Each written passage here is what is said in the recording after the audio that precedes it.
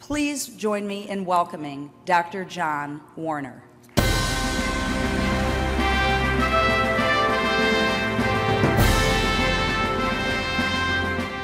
Good afternoon, and welcome to the American Heart Association Scientific Sessions in sunny Southern California.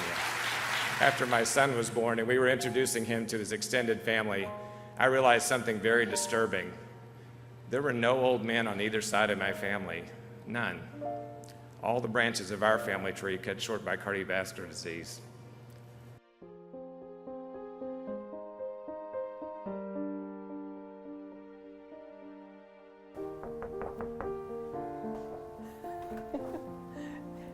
Hi, John. Yeah, how are you? Great. Nice to see you guys. So good. Thank you. A little better than last time, right? Oh, Dr. Warner, How are you? how Nice to see amazing you look. Thanks so much. Oh, I'm so glad. Your to see color, you're pink. Oh my goodness. You look excellent. I'm Dr. John Warner. I'm the president of the American Heart Association. I'm an interventional cardiologist, and I serve as the chief executive officer of UT Southwestern University Hospitals in Dallas, Texas. I'd given my presidential address, which is a big event for the president of the American Heart Association, and the following morning I had sudden cardiac arrest in my hotel room and was resuscitated by my family and by some healthcare providers staying in the room right down the hall from me. I heard some strange breathing sounds and turned around just trying to figure out what the sound was, and then realized it was him on the bed. At that point, I ran to the door and screamed Jacob and Lauren for them to come, and then ran back, grabbed the phone on the nightstand, picked it up to try to call for help. That's when I ran out into the hall. Lauren, that's when you came in and started doing compressions. From that moment, everything was fast.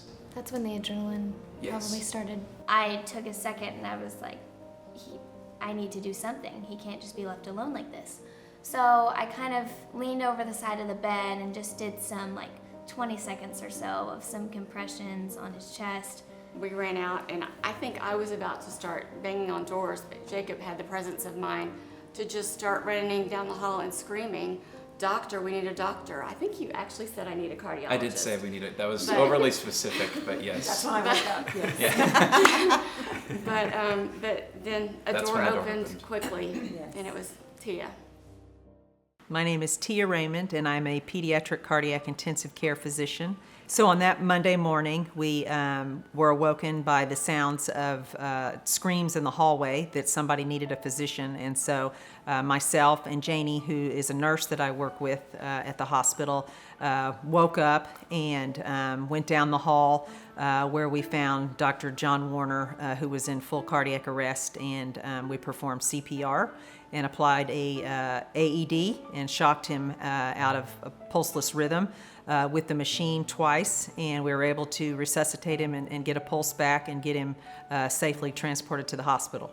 As a pediatric critical care nurse, we often are in emergency situations, but never did you expect it when you're at a conference, you're relaxing, maybe you're gonna sleep an extra hour, and you get woken up. And so I didn't expect to do it that morning, but it was necessary, and we just jumped in and did what we had to do to protect John.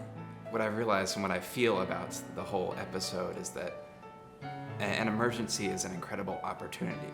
You owe it to yourself and you owe it to the people around you to understand, to know CPR.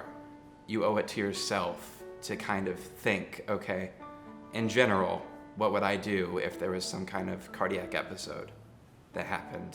So when it does happen, you can be calm and you can be effective, and that's what enabled the two of you to really save his life. And I'm incredibly grateful for that, and I want it to go right. I want it to go well for other people as well. I'm so thankful that Tia and Janie were next door and were able to resuscitate me and save my life, and that without them I wouldn't be having the Christmas with my family that I'm having this week. Seconds and minutes are everything. So the sooner you get care, the better you're going to do. And my story is illustrative of that. I mean, it's so important for people to understand what to do, to know CPR, to have the confidence and the ability to do it immediately. If I had not been attended to as quickly and with the knowledge that the providers had and the hotel staff, my own family, I wouldn't be here today. So that commitment to take a few minutes to learn CPR, to learn what to do in these situations, can have a huge impact on someone's life, just like it did for mine. You know, the American Heart Association has been working for decades to make sure that if someone has a cardiac arrest, we have the education for families and for bystanders who may not know the patient or hospital personnel to be able to do CPR to prolong the period of time that someone who needs defibrillation can get it, to give us a little more time to make that happen, because that really gives people the best chance. It sort of reinforced how happy I am to do what I do, right? I love being a cardiologist. I love being a healthcare executive. I mean, all the work is so impactful every day, every little thing that you do. And so I'm sort of just very grateful that I've had the opportunity to be in this position, that everything worked like it should. And like I said, and as a cardiologist, you spend your whole life organizing the people around you to have it play out just like this. And to know that, that somehow, that my story might help it happen for somebody else, another dad, another husband, another friend.